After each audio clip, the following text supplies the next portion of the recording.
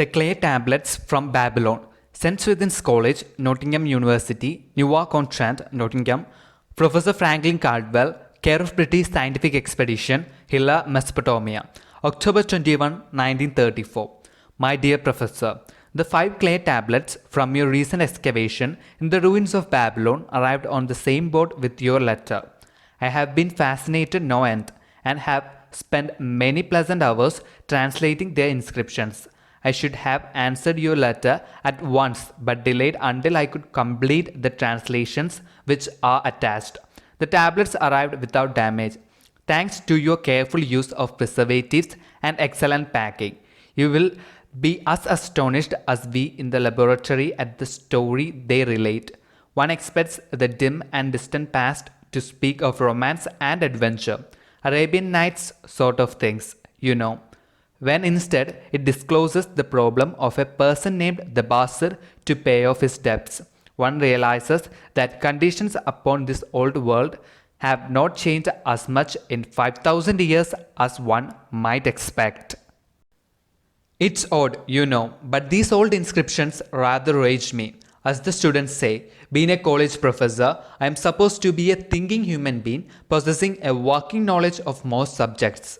Yet here comes this old chap out of the dust-covered ruins of Babylon to offer a way I had never heard of to pay off my debts and at the same time acquire gold to jingle in my wallet. Pleasant thought, I say, and interesting to prove whether it will work as well nowadays as it did in old Babylon. Mrs. Shrewsbury and myself are planning to try out his plan upon our own affairs, which could be much improved. Wishing you the best of luck in your worthy undertaking and waiting eagerly another opportunity to assist. I am yours sincerely, Alfred H. Shrewsbury, Department of Archaeology. Tablet number 1. Now when the moon becomes full, I 𝖭ᴏ, who am but recently returned from slavery in Syria, with the determination to pay my many just debts and become a man of means, worthy of respect in my native city of Babylon, do here engrave upon the clay a permanent record of my affairs to guide and assist me in carrying through my high desires. Under the wise advice of my good friend Nathan the God-lantern, I am determined to follow an exact plan that he doth say will lead any honorable man out of debt into means and self-respect. This plan included 3 purposes which are my hope and desire. First, the plan doth provide for my future prosperity. Therefore, 1/10 of all I earn shall be set aside as my own to keep. For Matthew speaks wisely when he saith that man who keepeth in his purse both gold and silver that he need not spend is good to his family and loyal to his king. The man who hath but a few coppers in his purse is indifferent to his family and indifferent to his king. But the man who hath naught in his purse is unkind to his family and is disloyal to his king, for his own heart is bitter. Therefore, the man who wisheth to achieve must have coin that he may keep to jingle in his purse, that he have in his heart love for his family and loyalty to his king. Second, the plan doth provide that I shall support and clothe my good wife who hath returned to me with loyalty from the house of her father. For Matthew doth say that to take good care of a faithful wife putteth self-respect into the heart of a man and addeth strength and determination to his purposes. Therefore, 7/10 of all I earn shall be used to provide a home, clothes to wear, and food to eat, with a bit extra to spend, that our lives be not lacking in pleasure and enjoyment. But he doth further enjoin the greatest care that we spend not greater than 7/10 of what I earn for these worthy purposes. Herein lieth the success of the plan.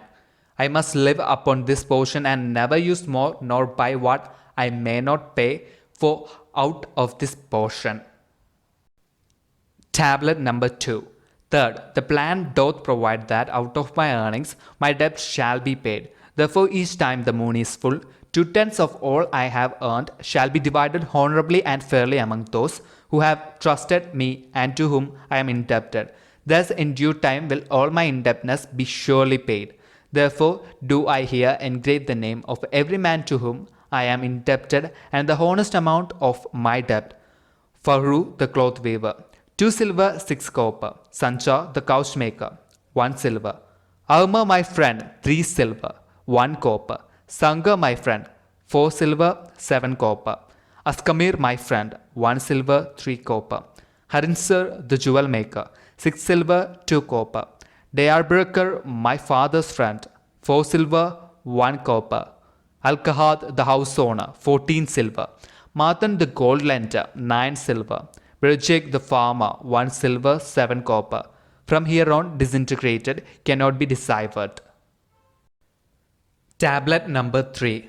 To these creditors do I owe in total 119 pieces of silver and 141 pieces of copper. Because I did owe these sums and saw no way to repay, in my folly I did permit my wife to return to her father and did leave my native city and seek easy wealth elsewhere, only to find disaster and to see myself sold into the degradation of slavery. Now that Nathan doth show me how I can repay my debts in small sums of my earnings, do I realize the great extent of my folly in running away from the results of my extravagances. Therefore have I visited my creditors and explained to them that I have no resources with which to pay except my ability to earn, and that I intend to apply 2/10 of all I earn upon my indebtedness evenly and honestly. This much can I pay, but no more. Therefore, if they be patient in time, my obligations will be paid in full. 𝖭ᴏ, whom I thought my best friend, reviled me bitterly, and I left him in humiliation. Birjik, the farmer, pleaded that I pay him first, as he did badly need help. Alkahad, the house owner, was indeed disagreeable and insisted that he would make me trouble unless I did soon settle in full with him. All the rest willingly accepted my proposal. Therefore am I more determined than ever to carry through, being convinced that it is easier to pay one's just debts than to avoid them. Even though I cannot meet the needs and demands of a few of my creditors, I will deal impartially with all. Tablet number 4. Again the moon shines full. I have worked hard with a free mind. My good wife had supported my intentions to pay my creditors. Because of our wise determination, I have earned during the past moon, buying camels of sound wind and good legs for 𝖭ᴏ, the sum of 19 pieces of silver. This I have divided according to the plan. 1/10 have I set aside to keep as my own. 7/10 have I divided with my good wife to pay for our living. 2/10 have I divided among my creditors as evenly as could be done in coppers. I did not see 𝖭ᴏ but left it with his wife. Birjik was so pleased he would kiss my hand. Old Alkahad alone was grouchy and said I must pay faster. To which I replied that if I were permitted to be well fed and not worried, that alone would enable me to pay faster. All the others thanked me and spoke well of my efforts. Therefore at the end of one moon, my indebtedness is reduced by almost 4 pieces of silver, and I possess almost 2 pieces of silver besides, upon which no man hath claim. My heart is lighter than it hath been for a long time. Again the moon shines full. I have worked hard but with poor success. Few camels have I been able to buy. Only 11 pieces of silver have I earned. Nevertheless, my good wife and I have stood by the plan, even though we have bought no new raiment and eaten little but herbs. Again, I paid ourselves 1/10 of the 11 pieces, while we lived upon 7/10. I was surprised when 𝖭ᴏ commented my payment. Even though small, so did Birjik.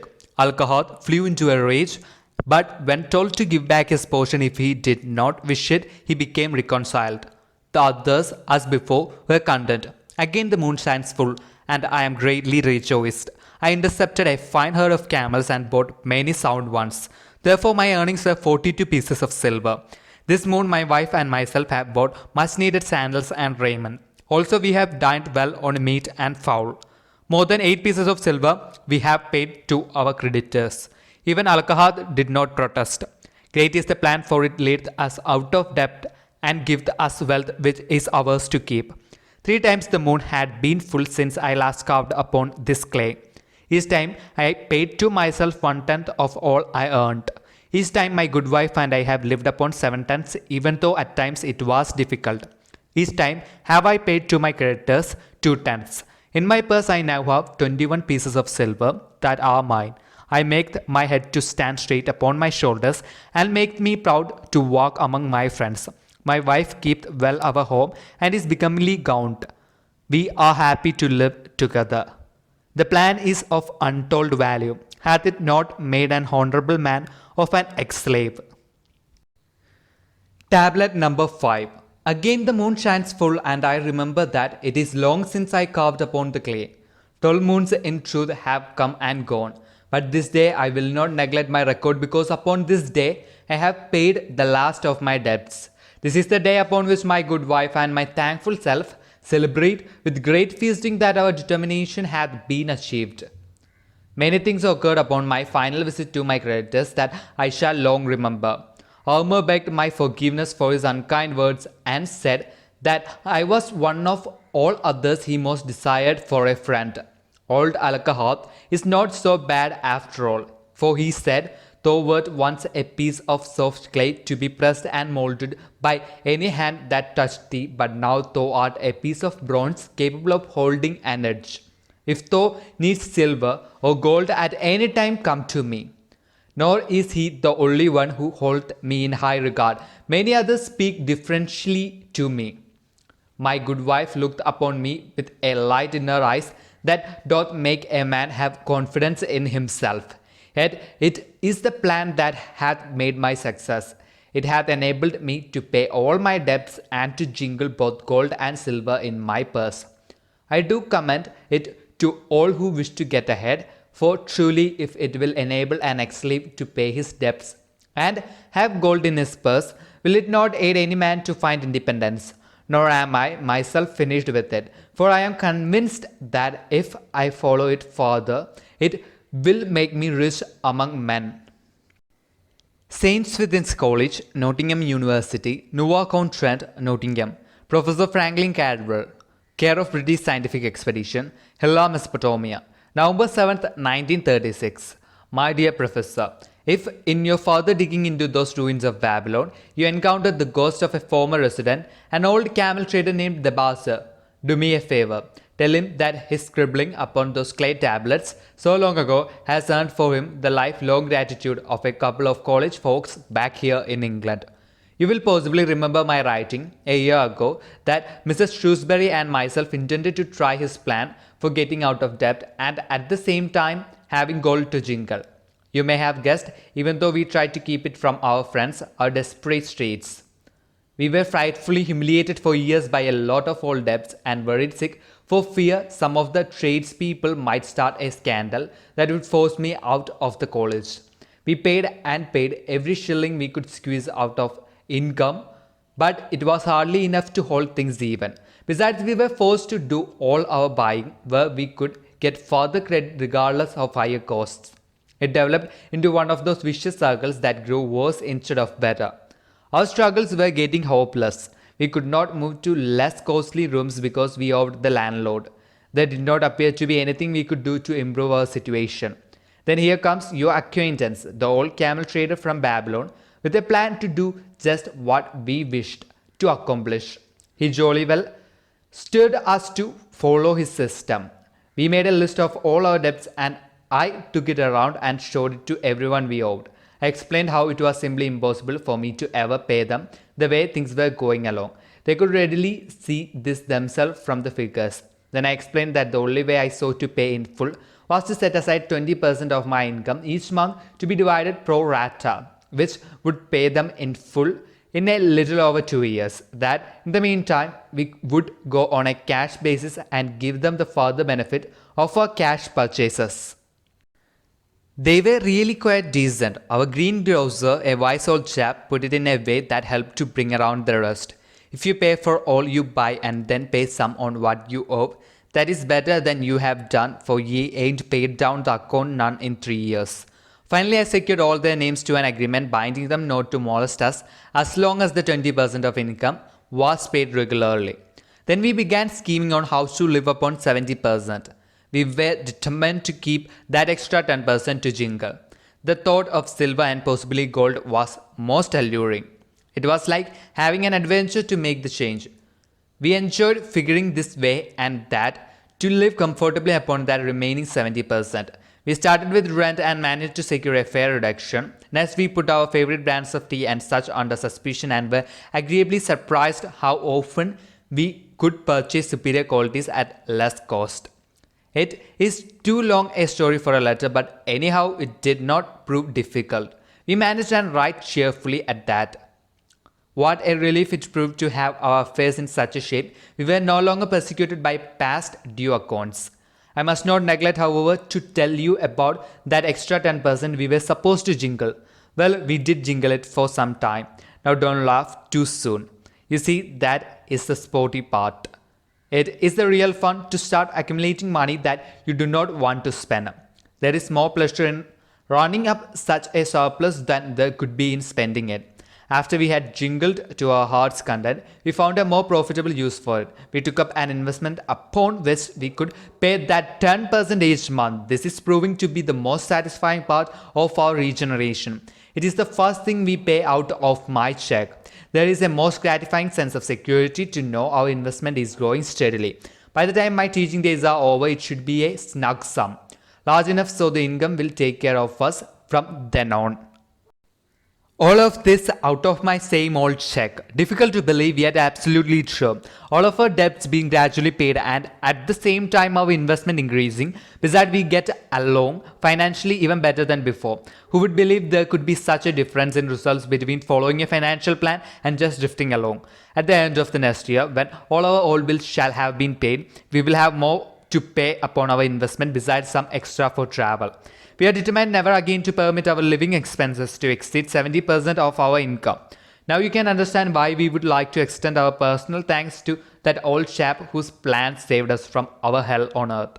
He knew he had been through it all. He wanted others to benefit from his own bitter experiences. That is why he spent tedious hours carving his message upon the clay. He had a real message for fellow sufferers. A message so important that after 5,000 years, it has risen out of the ruins of Babylon, just as true and just as vital as the day it was buried. Yours sincerely, Alfred Shrewsbury, Department of Archaeology.